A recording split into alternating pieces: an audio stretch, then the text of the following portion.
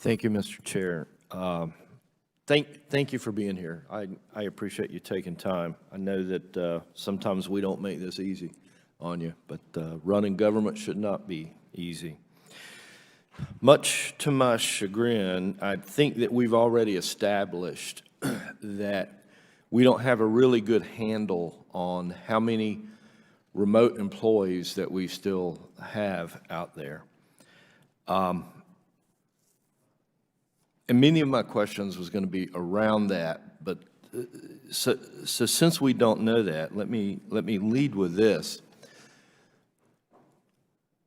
It occurs to me that almost every business that's out there today has had to reinvent itself through the pandemic and will maintain those inventions past the pandemic because we simply do not have the workforce that we had going into the pandemic, nor do we expect it to return anytime soon.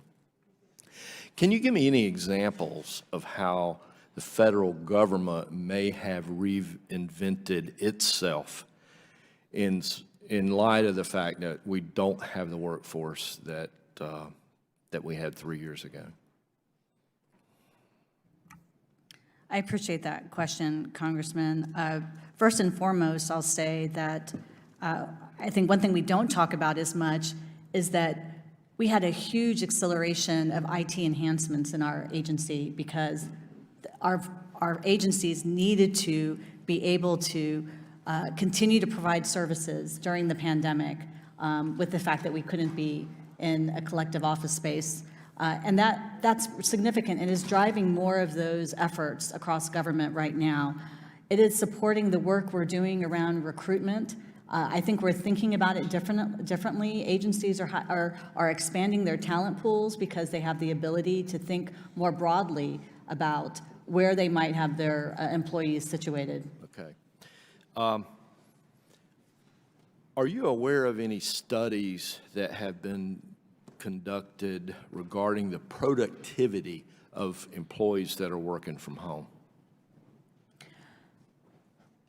We are doing, we just released a Future of the Workforce memo that lays out the work we're doing in a lot of different areas around specifically this issue, looking at policy and training and resources.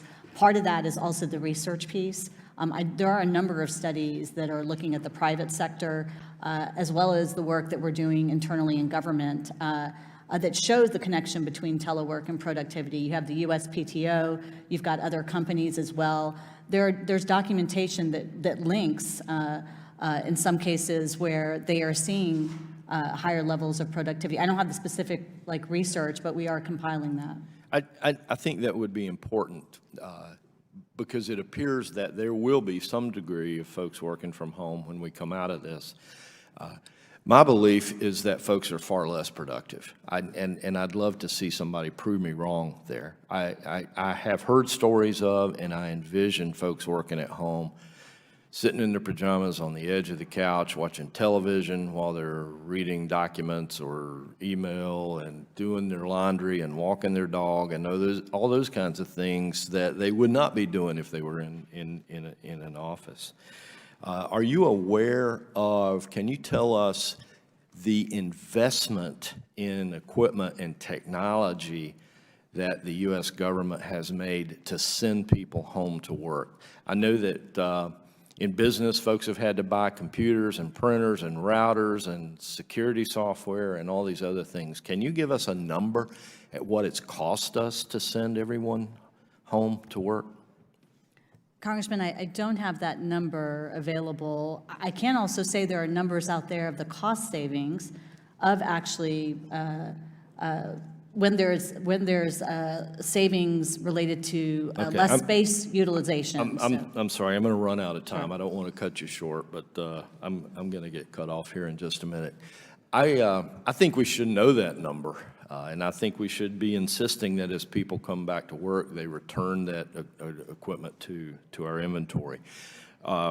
Mr. Chair, I'd just like to make the comment that through this pandemic, we've been told over and over that we were going to use science and data to manage us out of this.